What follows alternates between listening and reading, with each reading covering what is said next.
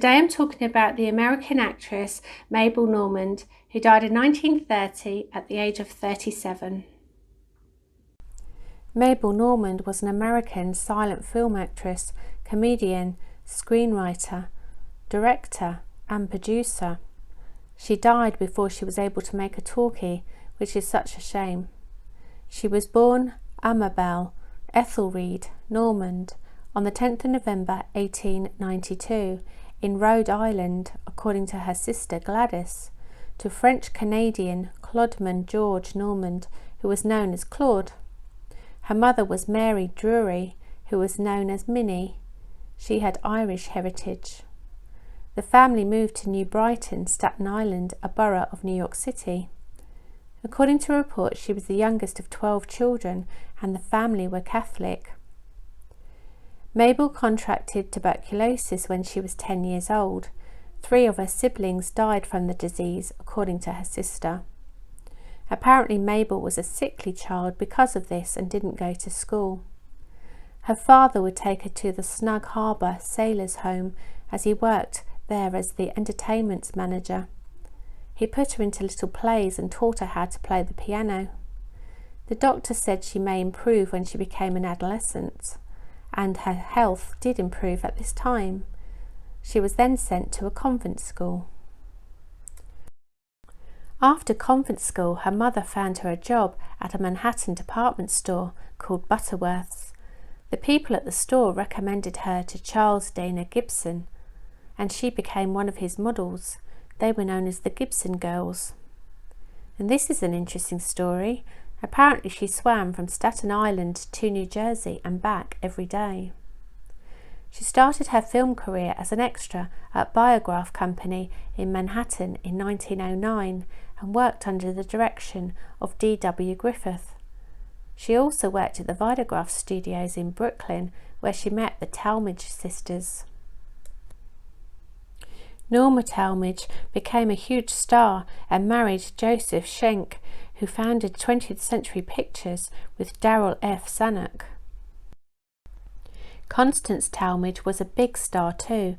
Her first marriage was to Greek tobacco importer John Pialoglu, whom she wed in a double wedding ceremony with her friend actress Dorothy Gish, who married actor James Rennie.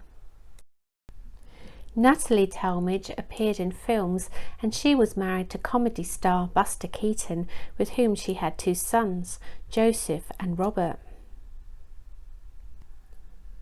Mabel appeared in movies with John Bunny, who was a top comedic actor at the time.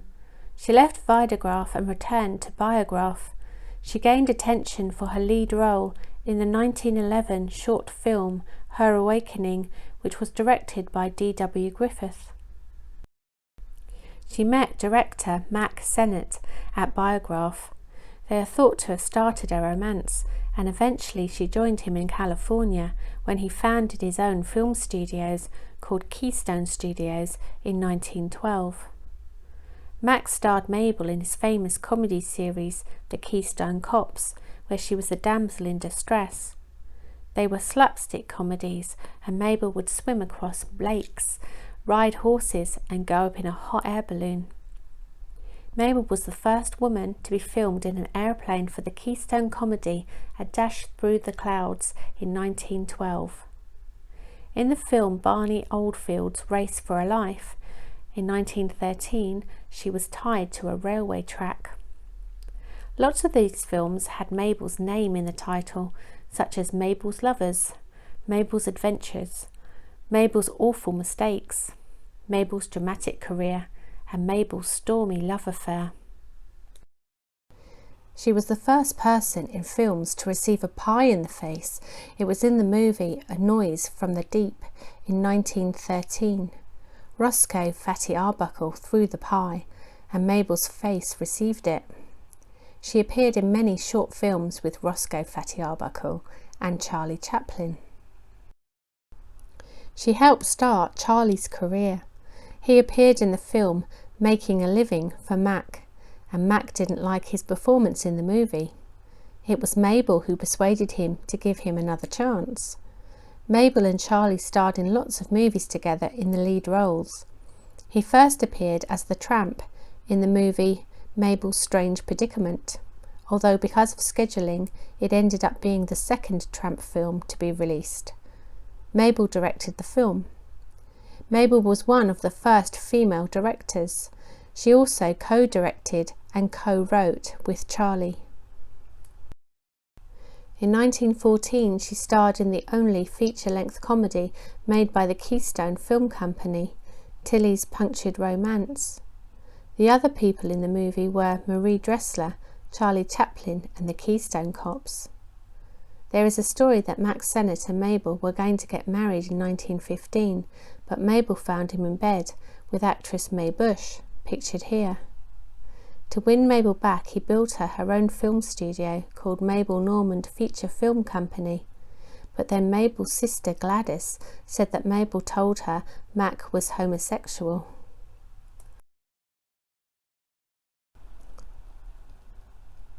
She made the movie Mickey, where she had complete creative control.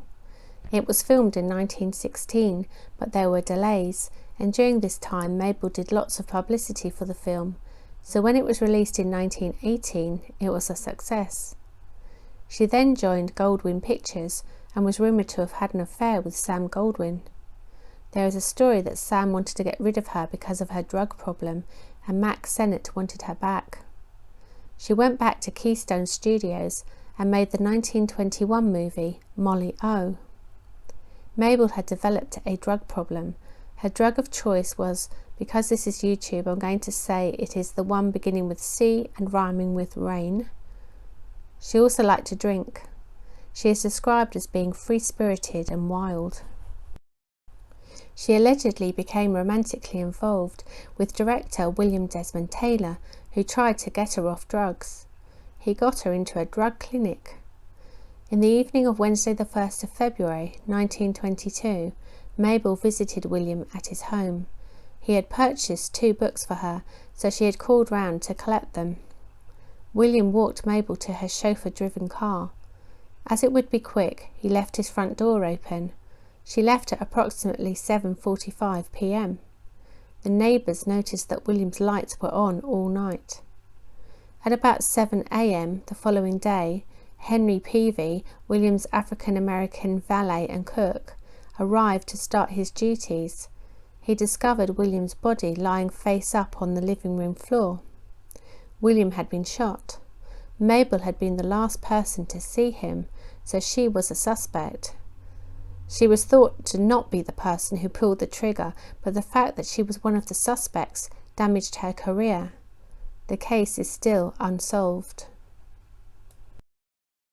The second scandal happened in 1923, when Mabel was hospitalised after she fell from a horse.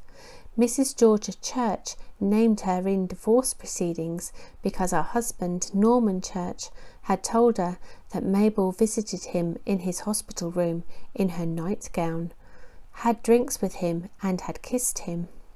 Mrs. Church claimed this had caused her mental suffering. Mabel was again in the newspapers. The third scandal she was involved in happened the next year at a New Year's Day party in 1924. Mabel's chauffeur, Joe Kelly, shot and wounded an oil broker millionaire called Cortland S. Dines using Mabel's gun. Joe Kelly was actually Horace Greer, an escaped convict. Cortland was actress Edna Purviance's boyfriend at the time. Horace said the shooting was in self-defence after Cortland lifted a whiskey bottle to hit him over the head with it. People disputed it was in self-defence and that there had been no reason for him to shoot him. Cortland survived and died in 1945 from a heart attack. He wouldn't testify in court and Horace was acquitted, but was later arrested for liquor offences, as this was during Prohibition. These 3 scandals saw Mabel's films being banned and audiences could no longer believe she was the innocent heroine in her movies. However, she managed to carry on working. In 1926, Mabel signed with the Hal Roach Studios. She made the movies Raggedy Rose, The Nickel Hopper and 1 Hour Married, which were all co-written by Stan Laurel. 1 Hour Married was her last film. Also in 1926, she married actor Lou Cody. He had acted in her movie, Mickey. They apparently got married as a bit of a joke after a night of drinking. Mabel's health was in decline with tuberculosis, and they lived in separate houses, but lived close to each other in Beverly Hills. He was a stage actor and silent film actor who successfully transitioned into the talkies. He died shortly after Mabel in 1934 at the age of 50 from a heart attack. He had been married to silent film actress Dorothy Dalton. She went on to marry theatrical producer Arthur Hammerstein, the uncle of lyricist Oscar Hammerstein. Another interesting fact is the character name of Norma Desmond from the movie Sunset Boulevard was made up from Mabel's last name, Normand, and William Desmond Taylor's middle name. On the 23rd of February 1930 at 2:25 a.m, Mabel died from pulmonary tuberculosis at the Pottinger Sanitarium. She had been there for over 5 months.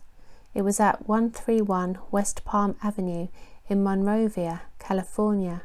It was demolished for the Monrovia Community Center parking lot. There is a debate about when Mabel was born. Some references state 1893, which would make her 36 when she died, which is what I said in my William Desmond Taylor video. But according to her sister Gladys, she was born in 1892, which made her 37 when she died. She left Lou Cody the sum of $1 because he already had his own house and was capable of making a living. I'm sure he wasn't pleased when he heard that. Her funeral was at the Church of the Good Shepherd in Beverly Hills. Her pallbearers were Charlie Chaplin,